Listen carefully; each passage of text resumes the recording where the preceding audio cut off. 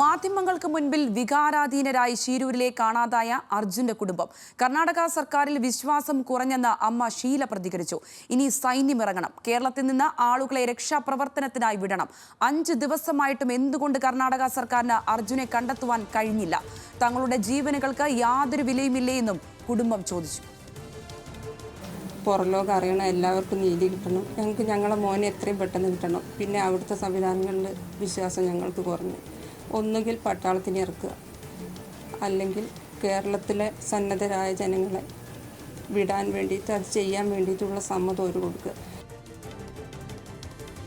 വിവരങ്ങളുമായി കോഴിക്കോട് നിന്ന് ഇർഫാൻ ഇബ്രാഹിം സേട്ട് ചേരുന്നുണ്ട്. ഇർഫാൻ, അതീവ മനസാന്നിധ്യത്തോടു കൂടിയാണ് ആ കുടുംബം ഒന്നാകി ഇപ്പോൾ ഒരു പ്രതികരണം നടത്തിയിരിക്കുന്നത്. അതിലെ അമ്മയുടെ വാക്കുകൾ നമുക്ക് കേൾക്കാതിരിക്കാൻ ആവില്ല. 5 ദിവസമായിട്ടും എന്തുകൊണ്ട് കർണാടക സർക്കാരിന് അർജുനെ കണ്ടെത്താൻ കഴിഞ്ഞില്ല എന്ന ചോദ്യം വളരെ പ്രസക്തമായി തന്നെ നിൽക്കുകയാണ്. ഇപ്പോഴുള്ള രക്ഷാപ്രവർത്തനങ്ങളിലുള്ള അവരുടെ വിശ്വാസം അതൊരു പ്രതീക്ഷ മാത്രമായി ഇങ്ങനെ നിലനിൽക്കുകയാണ് അല്ലേ ഇർഫാൻ? തീർച്ചയായിട്ടും അവരുടെ ആ ഒരു പ്രതീക്ഷ ഇപ്പോഴും അവർ കൈവിട്ടിട്ടില്ല. ഇപ്പോഴും അർജുൻ തിരിച്ചു വരും, അല്ലെങ്കിൽ ആ അർജുനെ ജീവനോടെ തന്നെ തിരിച്ചു കിട്ടും എന്നൊരു പ്രതീക്ഷയിൽ തന്നെയാണ് കുടുംബം കഴിയുന്നത്. ആ പ്രതീക്ഷ അവർക്കുള്ളത് കൊണ്ട് തന്നെയാണ് രക്ഷാപ്രവർത്തനം കൂടുതൽ ഊർജിതമാക്കണമെന്നും സൈന്യം തന്നെ നേരിട്ടിറങ്ങണമെന്നും അവർ ആവശ്യപ്പെടുന്നത്. ഇവർ ആദ്യം മുതൽ ഈ ആവശ്യം ഉന്നയിക്കുന്നുണ്ട്. കേന്ദ്രമന്ത്രി സുരേഷ് ഗോപി കുടുംബത്തെ ബന്ധപ്പെട്ടപ്പോൾ അവർ ആദ്യം ആവശ്യപ്പെട്ടത് സൈന്യം ഇറങ്ങണം എന്ന് തന്നെയായിരുന്നു. എന്നാൽ അത് നേവി ഉൾപ്പെടെയുള്ള സംവിധാനങ്ങൾ, NDRF ഉൾപ്പെടെയുള്ള ആളുകൾ ഇവിടെ ഉണ്ടല്ലോ, അല്ലെ, കർണാടക പോലീസ് നോക്കും എന്നൊരു മറുപടിയാണ് സുരേഷ് ഗോപി നൽകിയത് എന്ന നിലയിലാണ് കുടുംബം പങ്കുവയ്ക്കുന്ന വിവരം. അതോടൊപ്പം തന്നെ ഇപ്പോഴും അവർ ആവശ്യപ്പെടുന്നത് കർണാടക സർക്കാരിൻ്റെ ഒരു രക്ഷാപ്രവർത്തനത്തിൽ അവർക്ക് തീരെ വിശ്വാസമില്ല. ആ വിശ്വാസം എന്നോ പോയിരിക്കുന്നു എന്ന നിലയിലാണ് കുടുംബം പറയുന്നത്.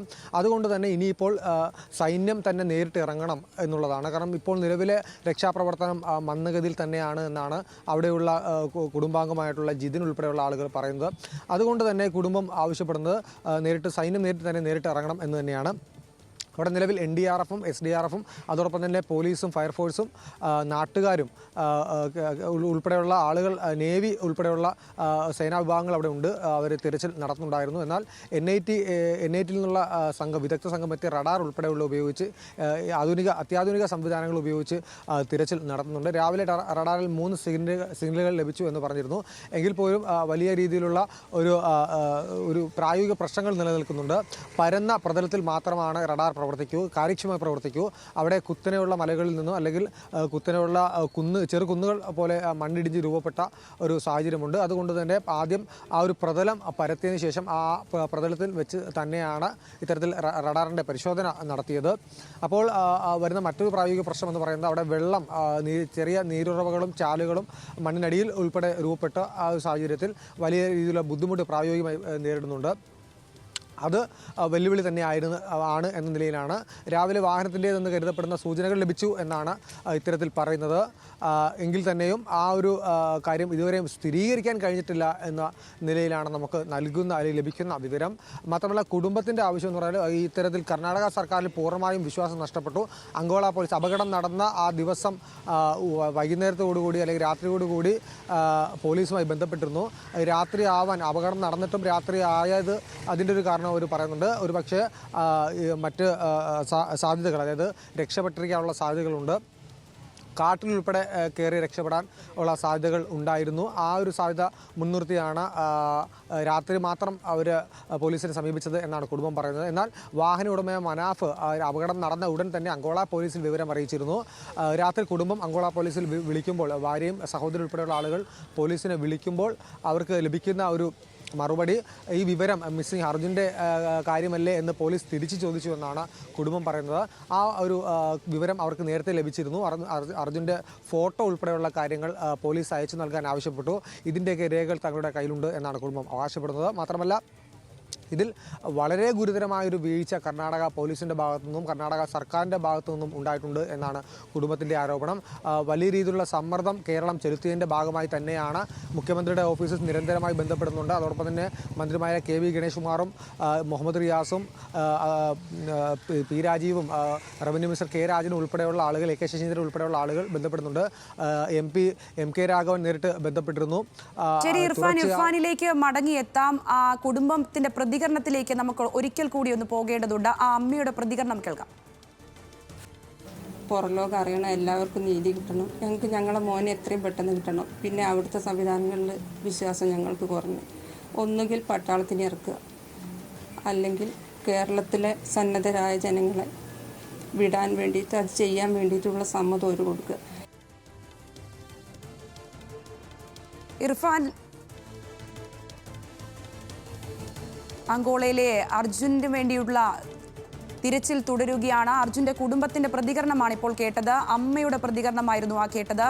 കർണാടക സർക്കാരിൽ വിശ്വാസം കുറഞ്ഞെന്നാണ് അമ്മയുടെ പ്രതികരണം വന്നിരിക്കുന്നത്. ഒപ്പം തന്നെ ഇത് നിർണായക മണിക്കൂറുകളിലൂടെയാണ് ഈ രക്ഷാപ്രവർത്തനം കടന്നു പോകുന്നതും.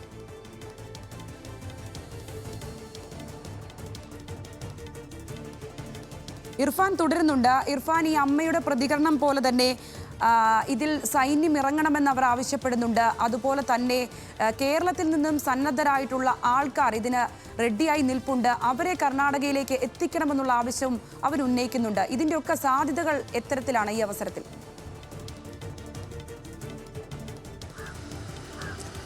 കേരളത്തിൽ നിന്നുള്ള രക്ഷാപ്രവർത്തകർ, സന്നദ്ധ പ്രവർത്തകർ സന്നദ്ധമായി തന്നെ അവർ അറിയിച്ചിട്ടുണ്ട്, കുടുംബത്തെ അറിയിച്ചിട്ടുണ്ട്. നൂറുകണക്കിന് ആളുകളാണ് തങ്ങളെ ബന്ധപ്പെടുന്നത്. ഞങ്ങൾ സന്നദ്ധരായി തന്നെ, വളണ്ടറിയായി തന്നെ അങ്ങോട്ട് പോകാം എന്ന നിലയിലാണ് കുടുംബത്തെ ഇവരെല്ലാം അറിയിക്കുന്നത്. മാത്രമല്ല, തിരുവനന്തപുരത്ത് നിന്നുള്ള ഈ ഇതിൽ വൈദഗ്ധ്യമുള്ള ഒരാളും അവിടെ എത്തിയിരുന്നു. എന്നാൽ ഇവരെ ആരെയും, കുടുംബത്തെ പോലും അതോടൊപ്പം തന്നെ കേരളത്തിൽ നിന്ന് പല ഉദ്യോഗസ്ഥരെ പോലും അപകട സ്ഥലത്തേക്ക് കടത്തിവിടുന്നില്ല എന്നുള്ളതാണ് കുടുംബം പറയുന്നത്. അത് ഇവരുടെ മെല്ലപ്പോക്ക് മാധ്യമങ്ങളിലൂടെ ഉൾപ്പെടെ പുറം ലോകം അറിയും എന്നുള്ളത് കൊണ്ടാണ് എന്നാണ് കുടുംബം ആരോപിക്കുന്നത്. മാത്രമല്ല, ഇവരുടെ വളരെ പ്രധാനപ്പെട്ട ആവശ്യം സൈന്യം ഇറങ്ങണമെന്ന് മാത്രമല്ല, ഇപ്പോൾ നടന്നുകൊണ്ടിരിക്കുന്ന രക്ഷാപ്രവർത്തനം ഒരു കാരണവശാലും യാതൊരു വിധത്തിലും നിർത്തിവെക്കാൻ പാടില്ല എന്നുള്ളതാണ്.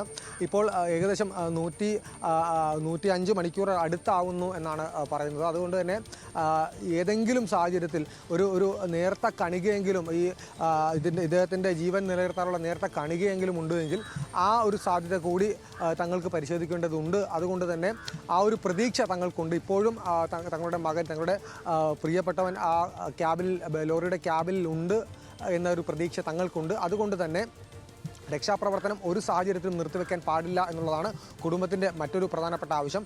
അർജുനെ കാണാനില്ല എന്ന് പറഞ്ഞ് കുടുംബം സമീപിക്കുമ്പോൾ അർജുന് വേണ്ടിയുള്ള തിരച്ചിലാണ് ദിവസങ്ങളിലൊക്കെ നടന്നത്. എന്നാൽ അർജുന് വേണ്ടി നടത്തിയ തിരച്ചിലിൽ മറ്റ് 2-3 വാഹനങ്ങളും അതോടൊപ്പം തന്നെ 2-3 ആളുകളുടെ മൃതദേഹങ്ങളും കണ്ടെത്തിയിട്ടുണ്ട്. അതുകൊണ്ട് തന്നെ എത്ര ആളുകൾ അവിടെ കുടുങ്ങിക്കിടപ്പുണ്ട് എന്നത് സംബന്ധിച്ചൊരു യാതൊരുവിധ ഔദ്യോഗിക ഒരു കണക്കും ഈ വിഷയത്തിലില്ല. മാത്രമല്ല, ഇതൊരു നീതിയുടെ ഒരു വിഷയം കൂടിയുണ്ട്. തങ്ങൾക്ക് ലഭിക്കേണ്ടത് നീതിയാണ്, അർജുൻ എന്ന നീതിയാണ് തങ്ങൾക്ക് ലഭിക്കേണ്ടത്. മാത്രമല്ല, ഇതുപോലെ മറ്റ് കുടുംബങ്ങളും തങ്ങളുടെ പ്രിയപ്പെട്ടവരെ കാത്ത് കഴിയുന്നുണ്ടായിരിക്കാം. എത്ര ആളുകൾ അതിന് കുടുങ്ങിക്കിടപ്പുണ്ട് എന്ന് പോലും അറിയാൻ കഴിയാത്ത വളരെയധികം പ്രതീക്ഷയോടെ അർജുനെ പോലെ തന്നെയുള്ള 2 പേരും കൂടി കുടുങ്ങിക്കിടക്കുന്നു എന്നുള്ള വാർത്ത തന്നെയാണ് അവിടെ നിന്നുള്ളത്. നിർണായക സമയങ്ങളിലൂടെ അല്ലെങ്കിൽ മണിക്കൂറുകളിലൂടെ തന്നെയാണ് രക്ഷാപ്രവർത്തനം കടന്നു പോകുന്നത്.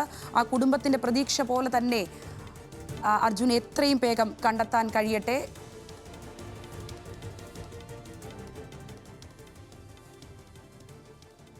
കർണാടക ശീരൂരിൽ മണ്ണിനടിയിൽപ്പെട്ട അർജുനായുള്ള തിരച്ചിൽ തുടരുകയാണ്. റഡാർ ഉപയോഗിച്ചാണ് പരിശോധന പുരോഗമിക്കുന്നത്. നിലവിൽ ഹിറ്റാച്ചി ഉപയോഗിച്ചാണ് ലോറിയുടെ സിഗ്നൽ ലഭിച്ച ഭാഗത്ത് മണ്ണ് നീക്കം ചെയ്യുന്നത്. ശീരൂരിൽ നിന്ന് PK സരീഷ് തയ്യാറാക്കി റിപ്പോർട്ട് കാണാം.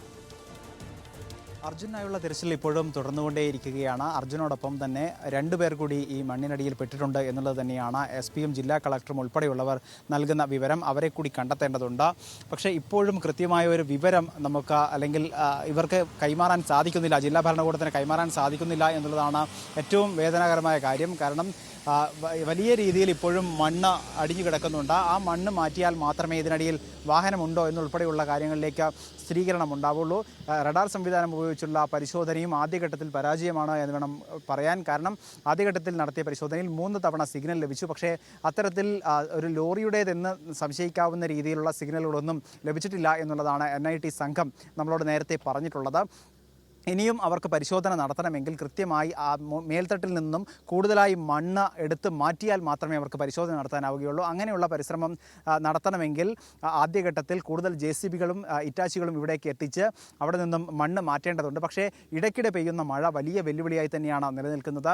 പല ഭാഗങ്ങളിലും പ്രത്യേകിച്ച് ഈ രക്ഷാപ്രവർത്തനം നടക്കുന്ന ഈ ഭാഗങ്ങളിലാണ് ഏറ്റവും കൂടുതൽ മഴ പെയ്യുന്നത്. ഇവിടെ റെഡ് അലേർട്ട് പ്രഖ്യാപിച്ചിട്ടുണ്ടായിരുന്നു. അതുകൊണ്ട് തന്നെ പക്ഷേ ഇന്നലെ രാത്രി മുതൽ പെയ്ത മഴ രാവിലെ അല്പസമയം മാറി നിന്നെങ്കിലും ഉച്ചയ്ക്ക് ശേഷം വീണ്ടും ഇവിടെ മഴ പെയ്യുന്നത് തിരിച്ചടിയാണ്. കാരണം അവിടെ പല മേഖലകളിൽ നിന്നും ഈ രക്ഷാപ്രവർത്തനം നടത്തുന്ന പല ഭാഗങ്ങളിലും ഇപ്പോഴും നേരിയ തോതിലെങ്കിലും മണ്ണിടിഞ്ഞ് താഴോട്ട് വരുന്നുണ്ട്. അത് വലിയ രീതിയിൽ രക്ഷാപ്രവർത്തനത്തെ കാര്യമായി തന്നെ ബാധിക്കുന്നുണ്ട്.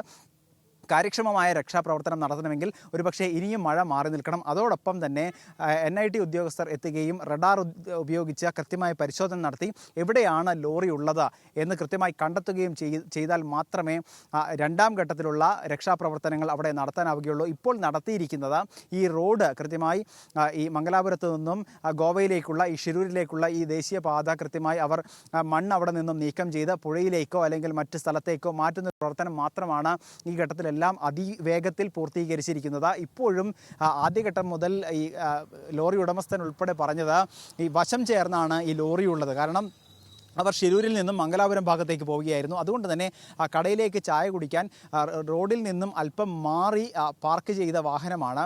അപ്പോൾ ആ പാർക്ക് ചെയ്ത വാഹനം എന്ന് പറയുന്നത് റോഡിൽ നിന്ന് മാറിയായിരിക്കും. ഈ റോഡിലുള്ള മാത്രം മണ്ണ് നീക്കം ചെയ്തതുകൊണ്ട് ലോറി കണ്ടെത്താനാവില്ല. GPS-ൻ്റെയും സിഗ്നലിൻ്റെയും എവിടെയാണോ സ്ട്രെങ്ത് കൂടുതലുണ്ടായിരുന്നത് ആ സ്ഥലത്ത് കൃത്യമായി പരിശോധന നടത്തണമെന്നാണ്. പക്ഷേ ഇപ്പോഴും അവിടെ നിന്നും മണ്ണ് കൂടുതലായി മാറ്റാനോ കൃത്യമായി അവിടെ പരിശോധന നടത്താനോ ഉദ്യോഗസ്ഥർ തയ്യാറായിട്ടില്ല എന്നുള്ളതാണ്. ഇനിയും മണ്ണ് അല്ലെങ്കിൽ മേൽത്തട്ടിൽ നിന്നും ഒരുപക്ഷെ 1 മീറ്ററിലധികം നേരത്തെ പറഞ്ഞതുപോലെ റഡാർ സംവിധാനം കൃത്യമായി പ്രവർത്തിക്കുന്നത് അത് റഫ് ഭൂമിയിൽ മാത്രം, അതായത് സാധാരണഗതിയിലുള്ള ഭൂമിയിൽ പ്രവർത്തിക്കുന്നത് 4 മീറ്റർ താഴ്ചയുള്ള സ്ഥലത്ത് ഏതെങ്കിലും രീതിയിൽ ലോഹപദാർത്ഥങ്ങളുണ്ടോ എന്ന് കണ്ടെത്താനാണ് റഡാർ സംവിധാനം ഉപയോഗിക്കുന്നത്. പക്ഷേ ഇത് മണ്ണും കല്ലും ചെളിയും നിറഞ്ഞ സ്ഥലമാണ്. അവിടെ ഏതാണ്ട് 2.5 മീറ്റർ മാത്രം ആഴത്തിലാണ് കണ്ടെത്താൻ സാധിക്കുക. ഇപ്പോൾ നിലവിൽ 6 മീറ്ററോളം ഉയരത്തിലാണ് ഈ മണ്ണുള്ളത്. അപ്പോൾ അങ്ങനെയാണെങ്കിൽ ഏതാണ്ട് ഇനിയും മീറ്ററോളം താഴ്ചയിൽ മണ്ണ് നീക്കം ചെയ്താൽ മാത്രമേ റഡാറിലൂടെ ഏതെങ്കിലും തരത്തിലുള്ള കൃത്യമായ സൂചനകൾ ലഭിക്കുകയുള്ളൂ. വീണ്ടും പരിശോധന, അതായത് മണ്ണ് നീക്കം ചെയ്യുന്നു, വീണ്ടും പരിശോധന നടത്തുന്നു, റഡാറിൽ ഏതെങ്കിലും രീതിയിലുള്ള സിഗ്നൽ കണ്ടെത്താൻ സാധിക്കുന്നുണ്ടോ എന്ന് വീണ്ടും പരിശോധന നടത്തുന്ന ഒരു സംവിധാനത്തിലേക്കാണ് പോകുന്നത്. നേരത്തെ കേന്ദ്രമന്ത്രി ഉൾപ്പെടെയുള്ളവർ ഇവിടെ എത്തി രക്ഷാപ്രവർത്തനത്തിന് ഏകീകരണം നൽകിയിരുന്നു. കളക്ടറും SP-യും ഇവിടെ ക്യാമ്പ് ചെയ്യുന്നുണ്ട്. അവർ കൃത്യമായി ഈ രക്ഷാപ്രവർത്തനം ഏകോപിപ്പിക്കുന്നുണ്ട്. കേന്ദ്രമന്ത്രി വന്നപ്പോൾ പറഞ്ഞത് അതിവേഗത്തിൽ രക്ഷാപ്രവർത്തനം പൂർത്തിയാക്കും. ഈ 3 പേരുടെയും ജീവനോടെ തന്നെ കണ്ടെത്തുക, തിരിച്ചു കൊണ്ടുവരിക എന്നുള്ള ലക്ഷ്യമാണ് ഇപ്പോൾ മുന്നിൽ നിൽക്കുന്നത് എന്നുള്ളതാണ്.